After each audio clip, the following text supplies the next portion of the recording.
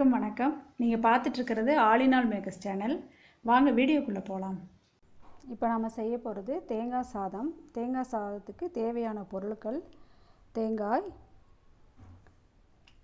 முந்திரி பருப்பு, பச்சை மிளகாய், கருவேப்பிலை, கடுகு, உளுத்தம்பருப்பு, தேவையான அளவு நெய் எடுத்திருக்கேன், தேவையான அளவு ஆயில். இப்போது ஸ்டவ்வை ஆன் பண்ணிக்கணும். தேவையான அளவு ஆயில் விட்டுக்கலாம். கடுகு ஒரு ஸ்பூன்,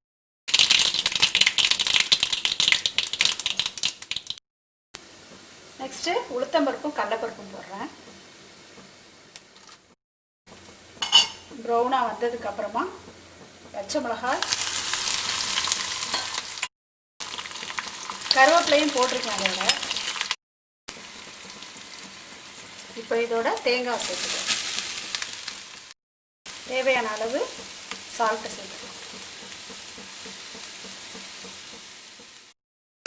இப்போது ரொம்ப ப்ரௌன் ஆகாமல் இந்த மாதிரி இதில் நம்ம ஸ்டவ்வை ஆஃப் பண்ணிடணும்.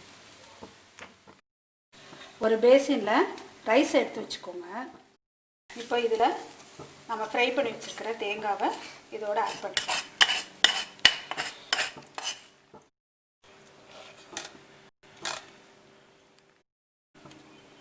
இதோட ஒரு 2 ஸ்பூன் நெய் சேர்த்துக்கலாம்.